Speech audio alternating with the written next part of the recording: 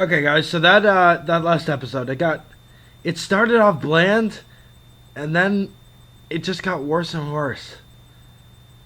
I This is episode 10, a Reggae Potato Christmas of Game Shakers, and I'm trying to get this one. I kind of do get it pretty much. I'm just saying at this point that I get it, even though like so what the episode involves, they're preparing a new game for Christmas, although we never learn about it, and we see a Christmas-oriented version of Skywell in the end credits. Uh, and they want Dub to create a new song for the game, but he's too busy preparing for his Christmas special that year. So what they do is they have it. Oh, and there's a bizarre joke in the promo in which he says special guest Tom Brady. Oh, obviously it's not Tom Brady, and we never actually see him in this obvious not Tom Brady in the episode. So they couldn't even get that joke right. Uh, and he has this bizarre character in the show called Reggae Potato, and it's weird. So the Game Shakers want in on the show, and he agrees to have them in the show.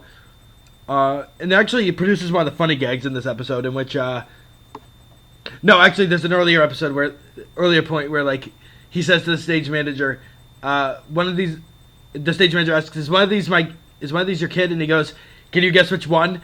And then, the guy pauses, and then they both laugh, and he goes, it's funny because it's obvious.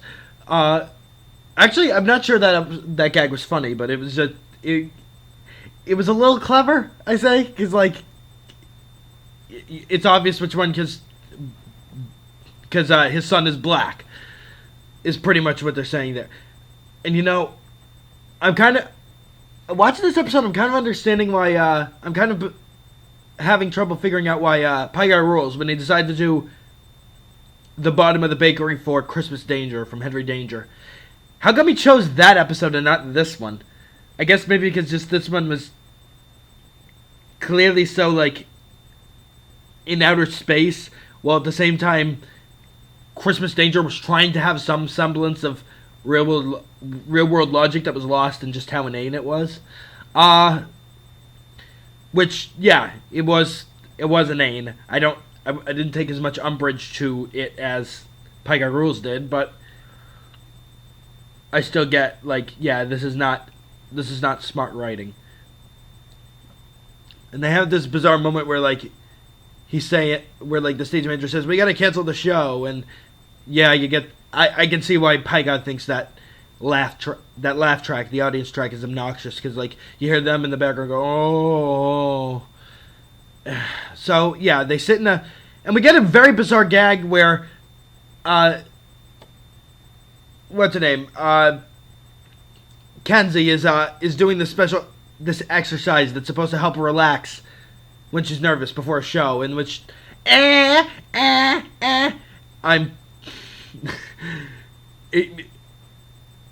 the bizarre thing about that gag is it got more different each time they did it. It got different each time they did it, and it wasn't consistent because of that.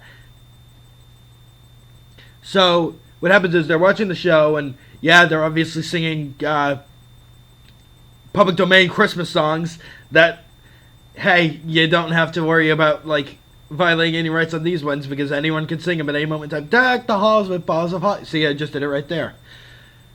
I meant to have this show tackled before around Christmas, but that didn't happen.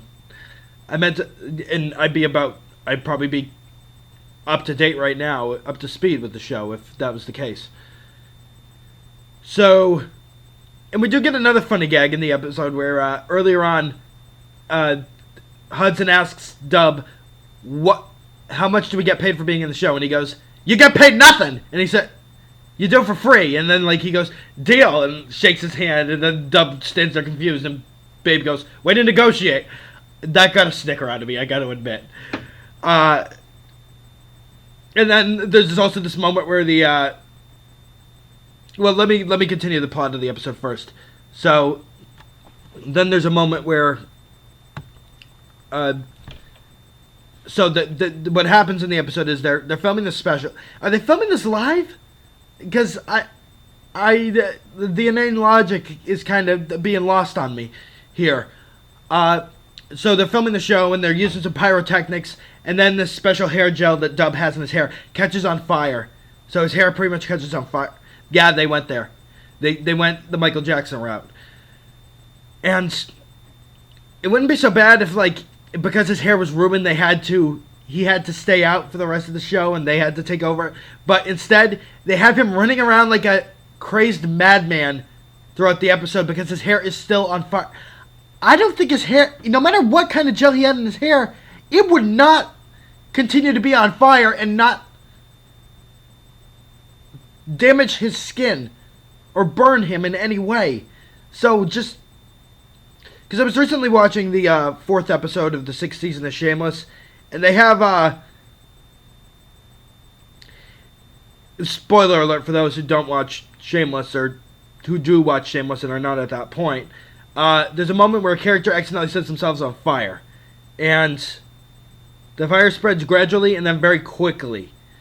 So, and the guy's screaming for about a good 30 seconds before the fire does actually kill him. Yes, even though Shameless is a comedy show, it's a dark comedy in which people die. Because we've seen characters get shot in the head on screen before in this show. At the end of the very first season, we saw a guy tie himself up to cinder blocks and then jump down an ice hole into a frozen lake. That is pretty damn dark. That's pretty damn dark. So, yeah, it's dark that they not only... I know they're playing it for laughs, but still, the idea of somebody being caught on fire and then running around for seconds without end, horrified. That's not funny. You want to give kids nightmares? I mean, granted, I don't think this is going to give kids nightmares, but it's going to make them scared to death. Because they're going to be afraid they could catch on fire and they're going to be like in agony the same way that he seemed to be in agony. And to add more insult to it, when they do manage to put out the fire with a blanket, his hair catches on fire again! And you wonder if Spencer Shea designed this hair gel or something, because he managed to, because it's still, and then they managed to put it out with sand, and then his head's bandaged up later on, and I know exactly where it's going. His hair catches on fire again. They don't give any logical reason to this, any logical explanation. And it just, I know that they don't care about logic or any kind of reasoning to anything. But it just, there's got to be a point where you got to realize, even your audience itself, no matter how young they are going to realize, this can't happen. This just isn't possible. It's not, there's no way that it could actually occur. So, yeah, so what happens is, because he's running around with his hair on fire for minutes without end throughout the episode, they have to do the show themselves. And so, some bizarre gags in the episode. I think, actually, with the exception of that, the episode is bland. Well, I don't know, a couple of these Christmas gags. Like, you have Babe dressed up as Santa, and you get another good funny gag in which they're patting her down to make her look like... She says, "Stop it! That's enough! I'm Santa! I'm not pregnant!" I think... I'm not sure if that was funny. I think it was just... It was stupid, and maybe I chuckled at it because it was stupid. I'm wondering if he does a Bottom of the Bakery for this one, what's the Bizarro he does? The only thing I can think of is A Christmas Story. Because I'm pretty certain the Bizarro for Christmas Danger is going to be I Christmas. So I'm thinking, but then if he ever tackles hashtag Yay Day, what would the Bizarro for that be? If he already does A Christmas Story for a Reggae Potato Christmas.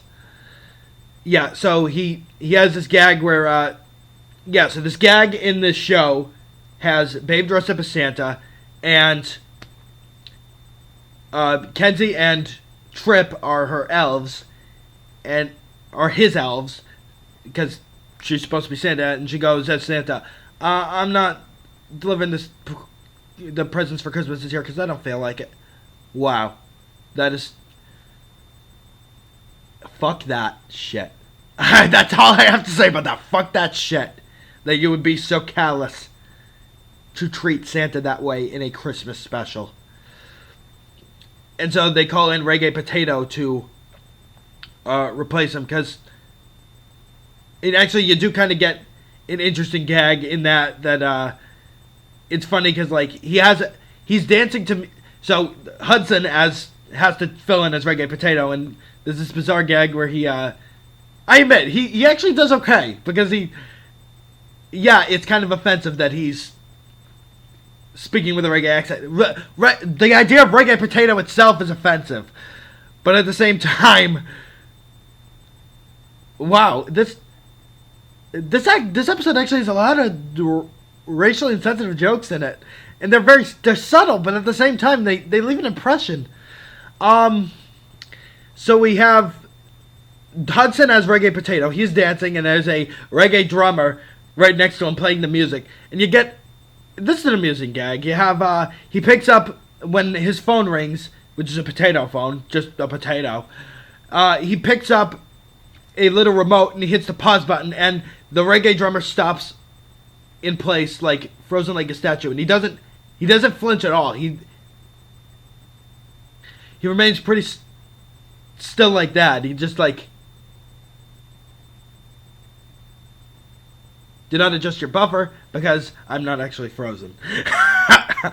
I gotta admit, that was clever. But those 4 clever gags in the episode, and I'm not even sure you could call the pregnant Santa one clever.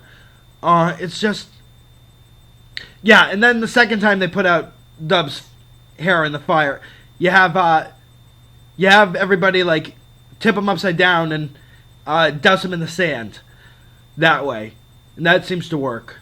And then sure enough, they have his hair catch on fire again when he's all bandaged up.